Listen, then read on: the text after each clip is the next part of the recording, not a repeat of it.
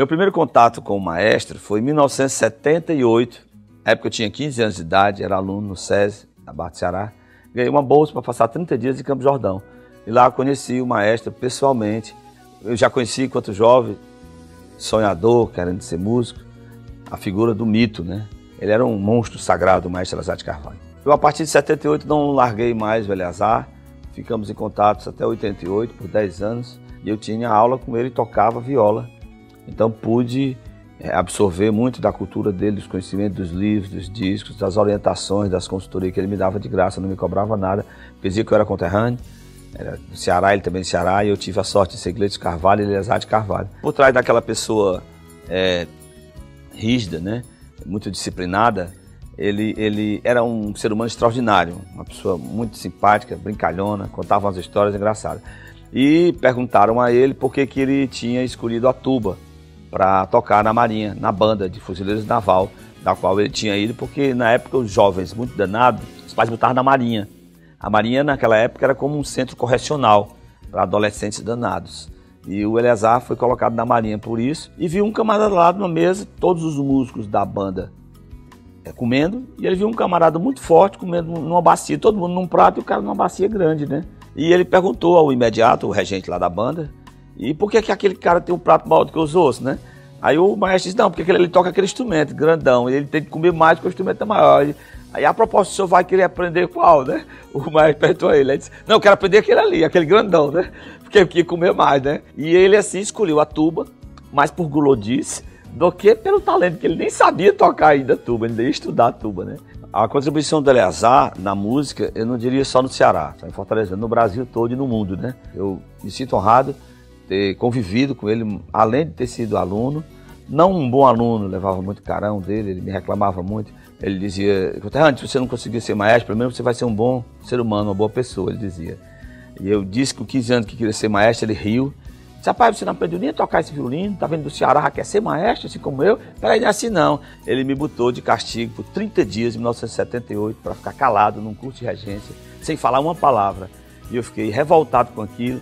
E depois do curso, um ano depois, eu fui entender que lição extraordinária que ele me deu de vida e que exemplo. E hoje, se eu pudesse estar dizendo para ele, olha aqui onde eu cheguei, saí do Ceará, do Piniquim, de Fortaleza, filho de operário, da fábrica de sabão ali do Siqueira Gugel, e a vida e a minha teimosia que fez maestro hoje e fundador da orquestra que o Eleazar gostaria de ter criado, a Filarmônica do Ceará, que ele não criou, que o Ceará não teve enquanto ele estava vivo.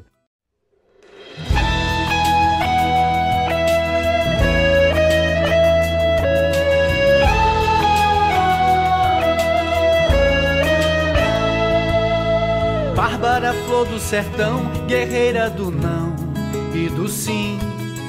Bárbara, mãe de Tristão, avó de Alencar, do Guarani. Bárbara, olha esse mar, o dragão desse mar é um Davi. Feito você a lutar pelo dom de lutar, pelo porvir.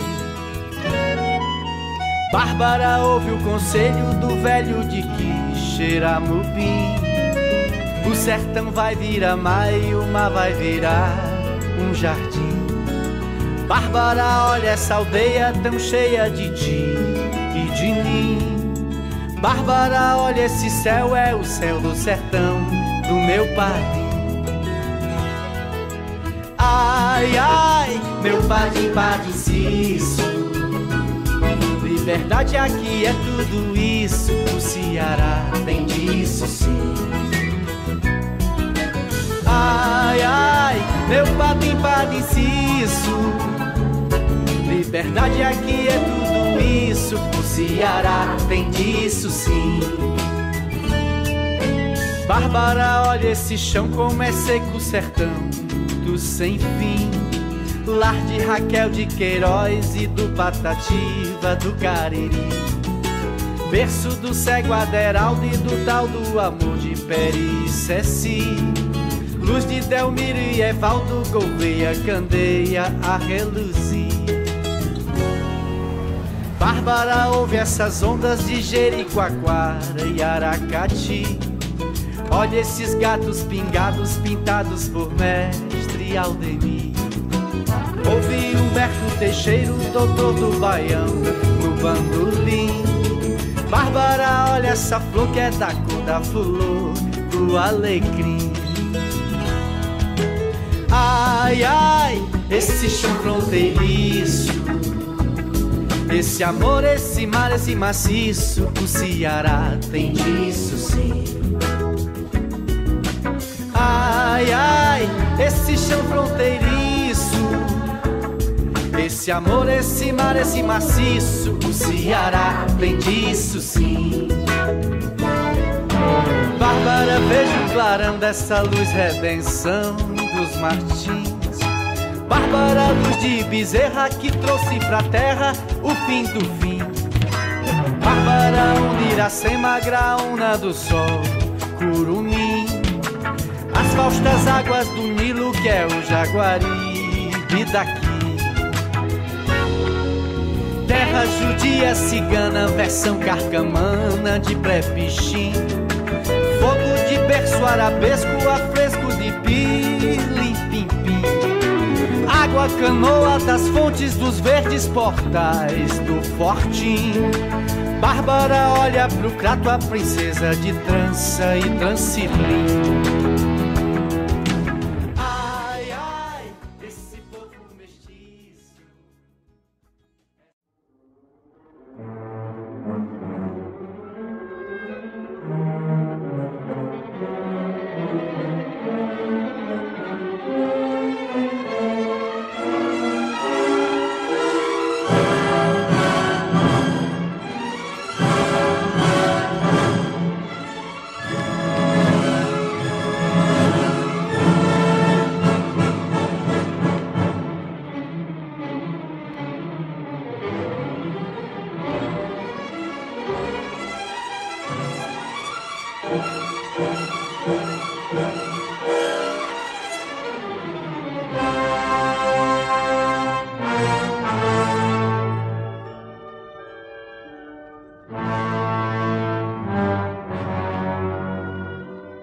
A Europa empunhou suas armas para iniciar um novo século. Os países desenvolvidos investiam em força militar ao mesmo tempo que acirravam suas rivalidades. O resultado foi a Primeira Guerra Mundial, que mudou o jogo de forças políticas da época. Mas o mundo que patrocinava a guerra também reinventava a arte. O cinema também dava seus primeiros e ambiciosos passos com a obra de Sergei Eisenstein e D.W. Griffith. No Brasil, talentos distintos como Luiz Gonzaga e Adoniran Barbosa afirmavam as múltiplas identidades da nossa musicalidade. É um exemplo, e não é só para quem gosta ou não gosta de música, mas eu acho que é um exemplo de um brasileiro, um cearense, ele era muito orgulhoso de ser cearense também, né? Que fez o que fez. Eu acho que isso inspiraria outros a fazer em vários campos.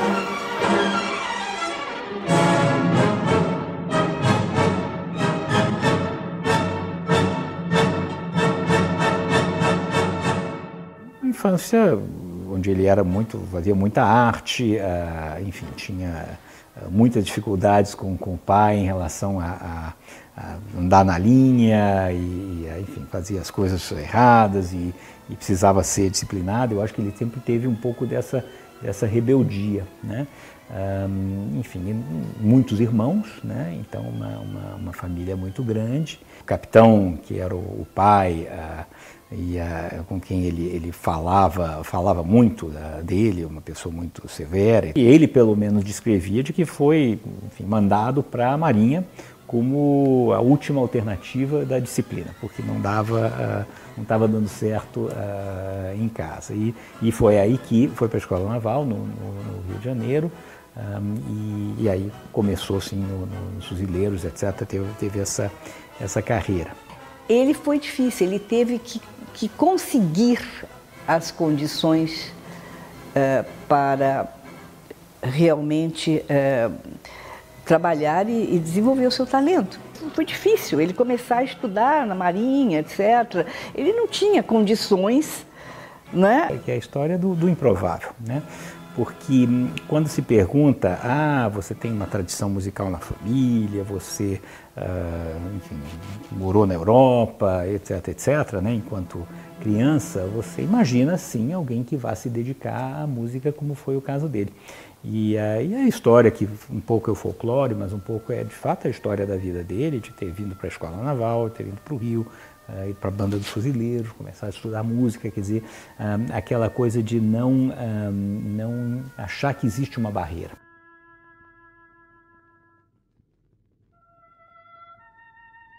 O artista conta com esta predestinação, que é o seu talento, com o trabalho e com a sorte um pouco também. A sorte também representa um percentual alto. Ele diz que foi o estômago que atraiu a música, né? Porque a história que vocês devem ter ouvido é que ele falava que os fuzileiros comiam ovo, as refeições eram melhores, ele queria, então, achava que seria uma oportunidade, o único instrumento disponível era a tuba. Ele tinha um lado disciplinário, que era o lado que ele aprendeu na Marinha. Ele aliou isso, ele aproveitou o que ele aprendeu no dia a dia da Marinha, que outros poderiam ter dito, isso não serviu para nada. Não, para ele serviu, para dar esse tipo de organização diária, cotidiana, mental. Ele saiu do sertão do Ceará, cidade de Iguatu, né? E se eu ter uma projeção internacional fantástica, ser realmente o único maestro brasileiro que regeu todas as grandes orquestras do mundo, Filarmônica de Viena, Filarmônica de Berlim, as de Londres, todas as austríacas e as americanas, naturalmente. E o respeito que ele impôs em todos esses países. Isso é extraordinário. E fruto, naturalmente, do estudo que ele sempre dizia. É extraordinário e chegar onde chegou, ter feito o que conseguiu fazer. E não é por ter vindo do Ceará, porque eu acho que o Ceará, pelo contrário, assim, exporta talentos para o mundo inteiro. Então, eu acho que são pessoas que não enxergam fronteiras, mas ainda assim não é muito o caso dele, dado que não tinha, que eu saiba, né, músicos na família. Foi, enfim, subindo os degraus, digamos, do estudo muito realmente sério e não da fama.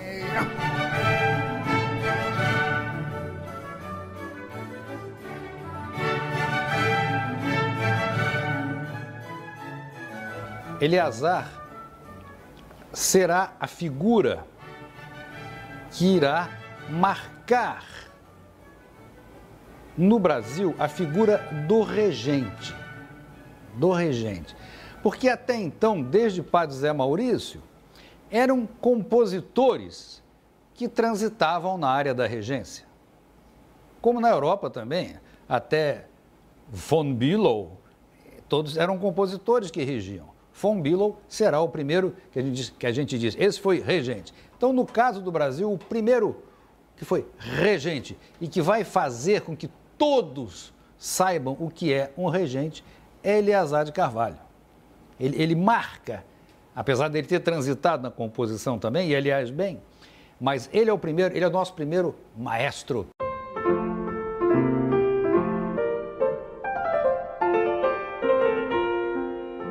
A regência é uma das profissões mais lindas que existem, porque como que o regente vai enfrentar a orquestra, reger uma orquestra? Primeiro ele tem que ter a partitura, ele olha, ouve o som, concebe o som de acordo com a sua sensibilidade, a sua cultura, o seu conhecimento, que isso tudo é muito importante. Você vai interpretar um Mozart, saber como ele viveu, a época que ele viveu, como é que ele via a frase, essa coisa toda. Um Beethoven completamente diferente, um Tchaikovsky completamente diferente. Concebe aquilo, depois de conceber aquele som, ele vai estudar a maneira de passar esse som para a orquestra. Não é se é forte, ou se é suave, ou se é expressivo, ou se é mais preciso, tudo que depende da batuta, né? E o músico que está tocando, ele vai interpretar o meu gesto, que está criando o som.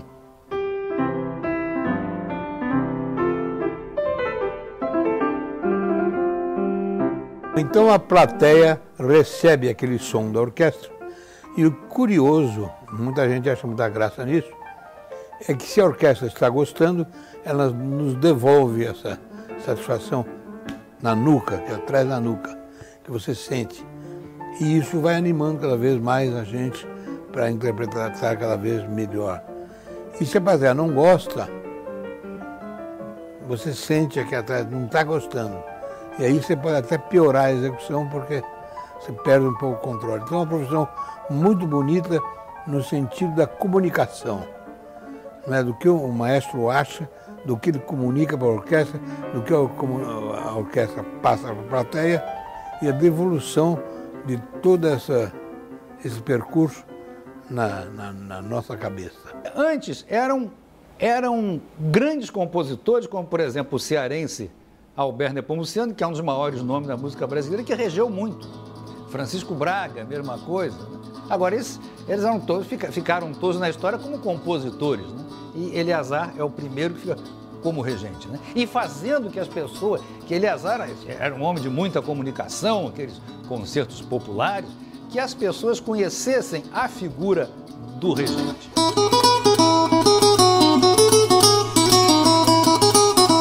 A guerra como vício. Mal havia saído da Primeira Guerra Mundial, na década de 1910, o mundo se envolveu em outro conflito de dimensões épicas, menos de 30 anos depois. A Segunda Grande Guerra foi a mais sangrenta de todos os tempos e gerou tensões que permaneceram por todo o século XX. O Ceará tinha seus soldados, mas em outro fronte, o da extração de borracha na Amazônia. Já a intelectualidade de Fortaleza parou para acompanhar a passagem do gênio americano Orson Welles, que esteve aqui produzindo um documentário. Ele solteiro, início da carreira, e já tendo uma carreira no Brasil, já tendo estudado, já tendo, enfim, obviamente que uma história aqui, mas entendendo que realmente aqui é limitado. Ele já estava como assistente do Senck, eu acho que naquela época ele já talvez já fosse até o regente titular da OSB, mas essa foi a primeira ida para fora, né? E aí, claro, regeu as grandes orquestras, talvez nenhum outro maestro brasileiro tenha regido as orquestras que ele regeu até hoje. O regente, naquela época, para chegar a realmente ter um nome internacional, ele precisava ser um mestre, ele precisava chegar a uma certa idade. Quando ele foi para os Estados Unidos pela primeira vez, foi com o peito e com a coragem também, né? Chegou lá, enfrentou o Kutlevitsky, que era um dos maiores regentes do mundo. Chegou lá e disse que queria pedir 1 minuto para dirigir a orquestra de Boston, né? Foi difícil para ele, porque ele estava no meio termo. Ele chegou nos Estados Unidos com seus 30 e tantos anos, né? Era muito jovem para a época, para ser um regente de uma orquestra de primeira linha. Quer dizer, uma ousadia terrível, né? E já tinha vários outros mais, já tinham negado essa oportunidade a ele. Mas o Kutlevitsky lhe deu essa oportunidade. Não devemos esquecer também que, na época dele, o mundo ainda era dividido em norte e sul. Muito, muito dividido. Quer dizer, a questão do terceiro mundo ainda existia, né? Do subdesenvolvimento, disso tudo que hoje não existe mais, que é um mundo multipolar. E pegou a partitura da Grande Páscoa Russa e deu para ele ensaiar a Sinfonia de Boston. Ele pegou a partitura, devolveu ao maestro Kutlevitsky, que tinha conhecido há 5 minutos, e devolveu para o senhor acompanhar. E ensaiou o decor. Não só ele teve assim, uma persistência, uma característica de coragem, de ousadia, de total dedicação ao seu ofício da música. A música para ele era religião, era tudo. A música era o mundo dele. Porque reger decor não é assim uma grande coisa, é uma coisa maravilhosa, mas não é uma grande coisa. Mas ensaiar decor é muito mais difícil, muito mais complicado. Porque aí você tem que saber decor tudo que cada um está tocando, todas as indicações da prefeitura, se é diminuindo, se é forte, se é piano, né? Se é crescendo, diminuindo, etc. Ter tudo isso na memória é uma coisa extraordinária.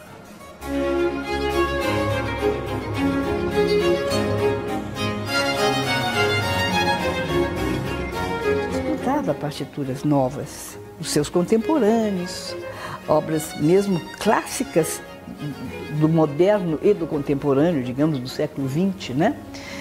E isso dava muito trabalho. Muitas vezes ele decorava, muitas vezes não, mas ele marcava essas partituras com detalhe. Depois, as partituras que ele decorava, porque certas obras, obviamente, ele tinha uma ótima memória, ele fazia muita coisa decor. Ele caminhava para decorar, ele caminhava quilômetros. O grande negócio dele era estudar. E para provar aquele negócio que eu falei de ouvir com o olho, é que ele estudava andando, né, e olhando a partitura. E às vezes ia cantando, era considerado louco, né? Quem é aquele louco cantando no meio da rua? Ele ia do Leme, no Rio de Janeiro, até a Tijuca, a pé, com as partituras, decorando, olhando as partituras e cantando, né?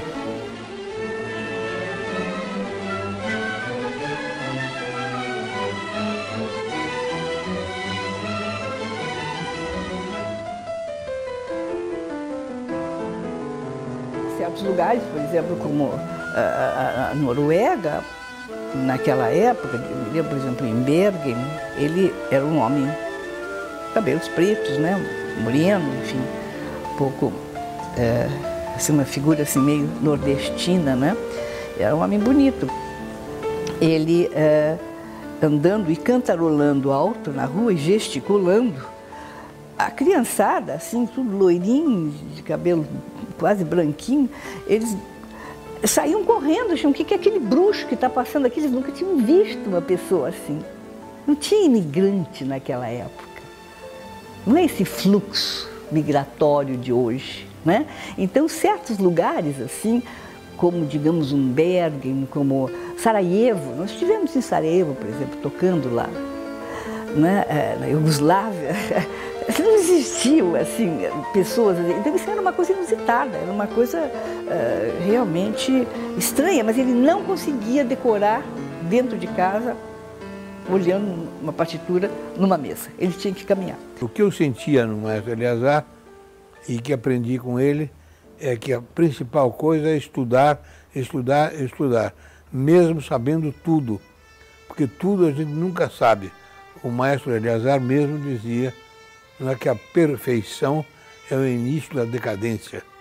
Citava São Tomás de Aquino sempre.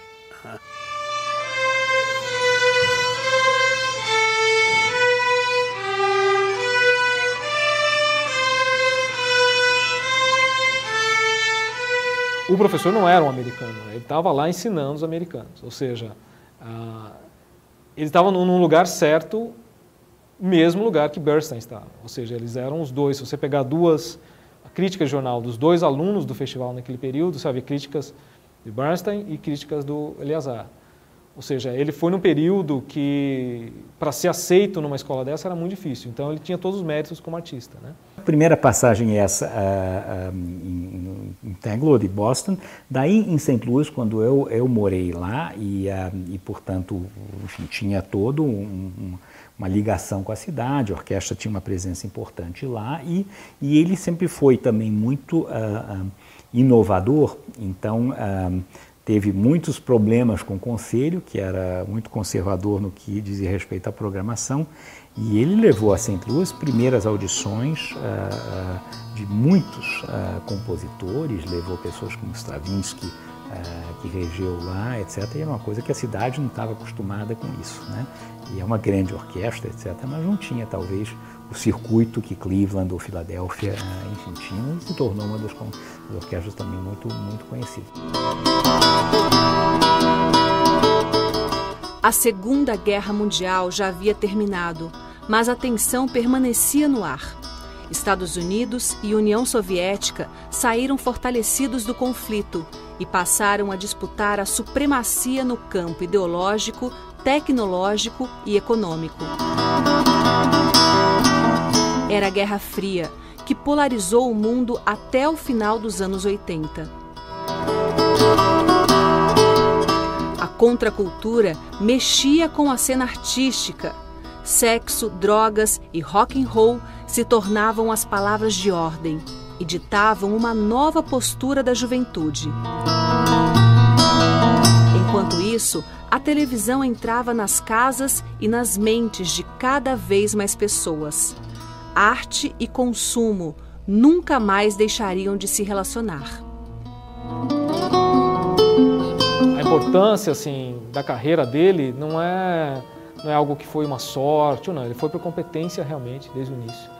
E independente de ser brasileiro ou não. A diferença que ele fez do material dele, do material do dia a dia, é trabalhar com um compositor brasileiro, peças do repertório mais contemporâneo, né? Na profissão de intérprete de regente, ele se dedicou muito à criação brasileira, à composição brasileira. Ele estava sempre regendo aqui no exterior música brasileira, coisa que muitos não fazem, né?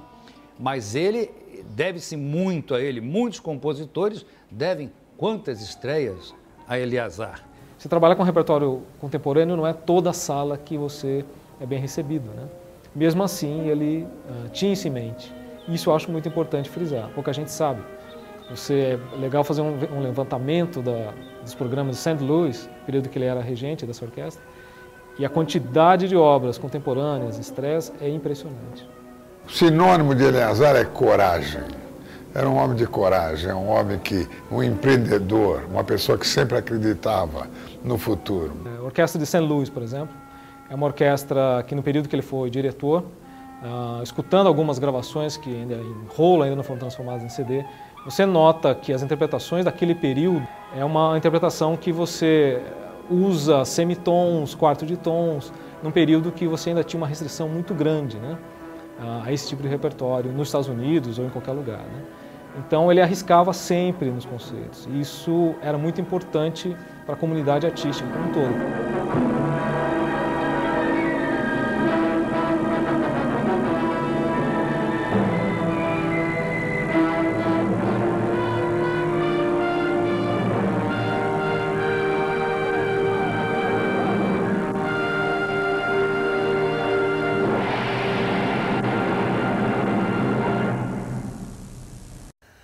Os cursos que ele transpôs para cá, de Tanglewood, né, que fez aqui, em Campos Jordão, né, não há jovem que tenha surgido depois que não tenha sido aluno dele.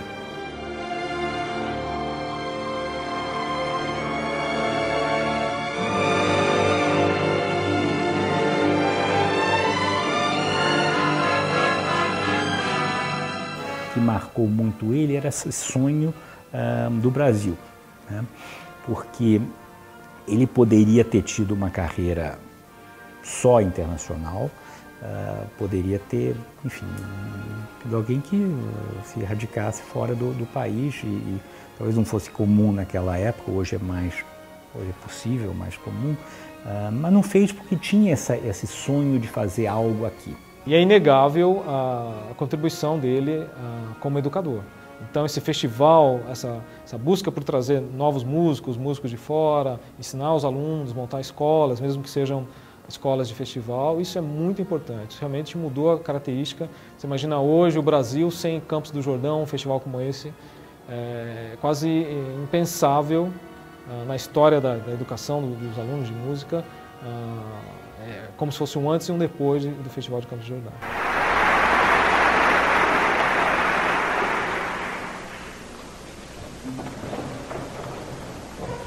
Senhoras e senhores, boa tarde. Boa tarde, senhoras e senhores. Eu estava no primeiro festival com Camargo Guarnieri. E Camargo Guarnieri cedeu um lugar para o Eleazar de Carvalho, que tinha uma tradição já dos festivais americanos, do ensino da música, era uma paixão para ele aquilo. E a partir daí nós tínhamos nos conhecido em Paris, entende? Aí ele me convidou para assumir a classe do violão. E nessa convivência em Campos do Jordão, eu assistia sempre às aulas dele de regência. Gostava imensamente, aprendia muitas coisas, aprendi muito sobre o teor das músicas, sobre o comportamento das orquestras, o comportamento dos músicos, sabe, a análise de grandes textos musicais. Eleazar foi realmente um professor de música para mim espetacular.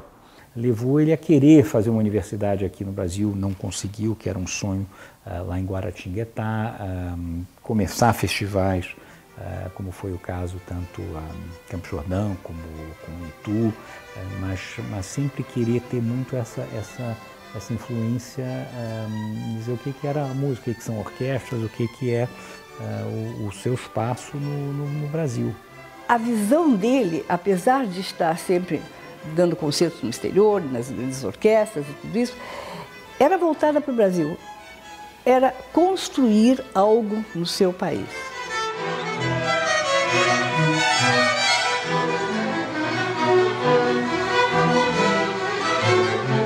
E eu entendo isso hoje.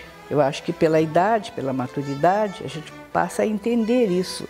Que o que nós queremos muitas vezes é trazermos a experiência que foi adquirida em benefício do país onde nós nascemos, onde estão as nossas raízes, a nossa cultura, os nossos laços afetivos. O que ele fez no Brasil, em termos de Brasil, acho que não tem paralelo. O Villa-Lobos talvez tenha sido uma figura excepcional nesse sentido. Os concertos que ele fazia no Parque São Januário, no Rio de Janeiro, para fazer 30 mil pessoas cantarem simultaneamente as músicas que ele compunha especialmente para isso, é uma coisa extraordinária também, né? Porque desenvolvia a sensibilidade do povão assim mesmo, né? Para a música clássica. Mas eu vejo o Eleazar no Brasil como uma figura assim, exponencial em qualquer tipo de atividade.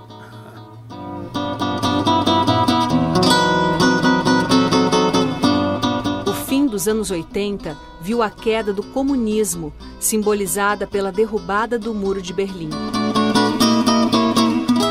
A economia se abre para o capitalismo e os negócios correm cada vez mais depressa na era do computador pessoal, dos sistemas operacionais amigáveis e das conexões via internet. No Brasil, Fernando Collor de Mello, primeiro presidente eleito pelo voto do povo após o regime militar, era acuado por denúncias de corrupção e um desastroso pacote econômico. Nas ruas, estudantes pintaram o rosto para exigir a renúncia de Collor, o que acabou acontecendo no final de 1992. Fiz uma turnê pelo Brasil com uma orquestra sinfônica brasileira. Isso na década de 50, que foi a menina dos olhos do Eleazar. Eleazar começou com essa orquestra, quer dizer, foi o primeiro a levar uma orquestra desse porte, inclusive ao Ceará, ele levou o Brasil inteiro. Sempre Brasil, acho que ele sempre, nunca deixou de ter um pé aqui, e onde as dificuldades sempre foram tremendas, né? O Eleazar, traíram o Eleazar no Rio de Janeiro. Então ele tinha uma mágoa, porque ele foi, de certa forma, enfim, demitido injustamente e pelas costas. Ele estava numa viagem pelo exterior, nós estávamos numa turnê, e não pôde continuar esse trabalho de construção de uma orquestra de primeira grandeza. E eu percebi que essa traição seria estendida a São Paulo. E ele já era o regente da USESP. Então, na oportunidade que eu tive como secretário de Cultura, eu consegui que o governador escrevesse um decreto pelo qual Eleazar de Carvalho seria o regente titular da USESP até o último dia de sua vida. E assim foi. Ele conseguiu, naturalmente, com a Orquestra de São Paulo, com a USESP, que foi o começo da USESP, né? Chegou a USESP a um bom patamar, que obviamente deu, enfim, bastante importância ao meio cultural de São Paulo. Ele dedicou-se bastante a isso e foi uma maneira dele poder realizar algo.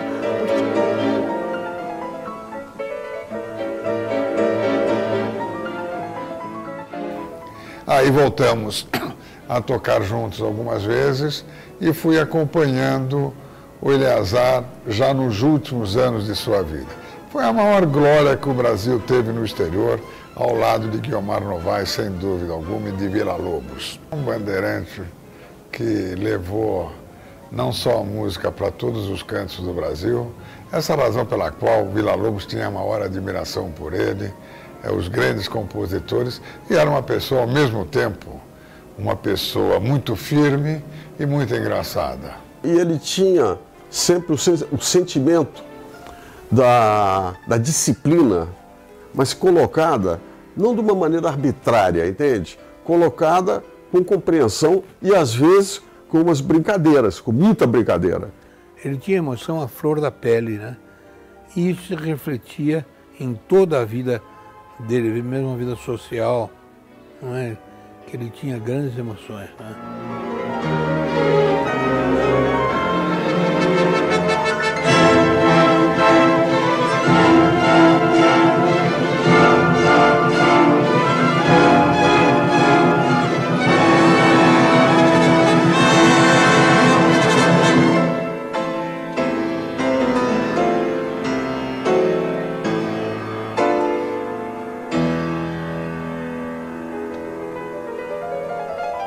E era uma pessoa muito divertida, como eu disse, então certamente brincalhão, e certamente com jovens, então ele era capaz de coisas surpreendentes, né?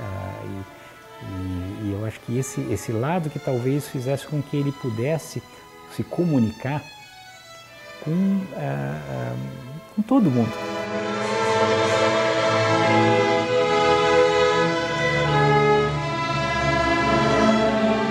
Fazia muito frio em Campos do Jordão, fazia muito frio, a obra era muito longa e as pessoas estavam começando a ficar cansadas. E o Eleazar, espertamente, de repente, ele jogou a batuta no chão.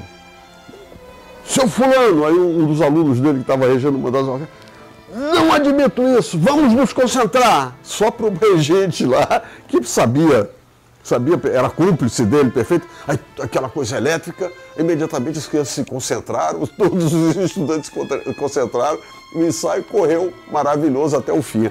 Quando ele dirigia, por exemplo, o hino nacional, que ele introduziu, ele mandava publicar, né, a letra do hino nacional em todos os cadernos e fazia em todos os concertos dele o povão cantar, né? Quando ele dizia o Pátria Amada, sempre vinha um choro junto. Ó, Pátria! Quando ele dizia isso, cantando, era sempre uma emoção que transbordava pelo amor que ele tinha pelo Brasil. E ele não tinha pudor de chorar, nenhum. Eu acho que aquele homem sertanejo, forte, etc., ele também sentia.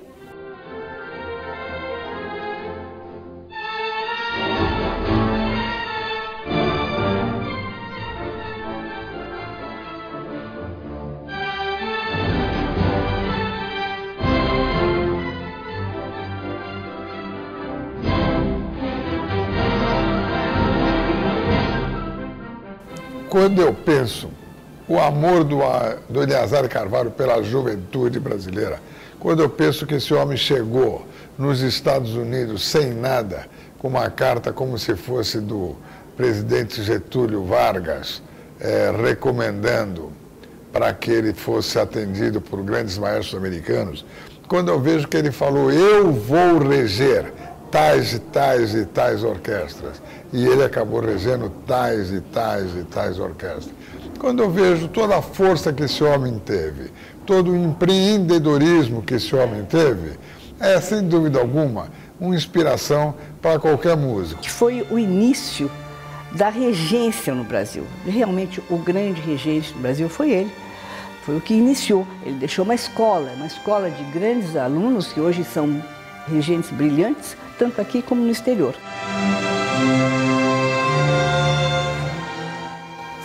Conseguir ter isso e fazer o nome dele. É um gênio. Super gênio. Eu acho que ele é um exemplo ideal, principalmente o desejo dele, isso é um desejo que eu presenciei muitas vezes, de ver os jovens brasileiros, os jovens músicos brasileiros crescendo, amadurecendo, entende? E se realizando.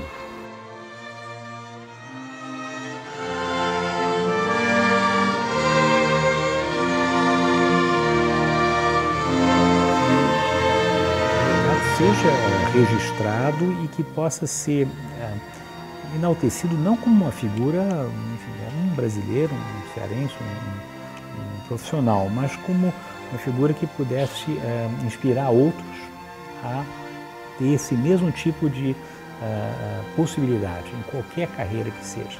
Sem dúvida alguma, o maior regente da história do Brasil, um dos maiores regentes do mundo, um único regente brasileiro que regeu durante vários anos uma orquestra de ponta nos Estados Unidos e o único regente brasileiro que regeu as principais orquestras do mundo.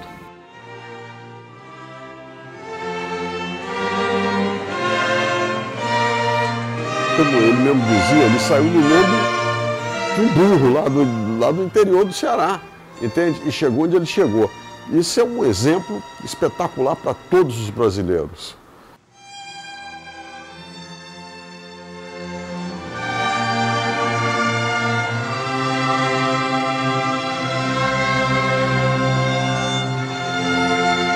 Para mim, Eliezer de Carvalho, você tem que ajoelhar e dizer obrigado.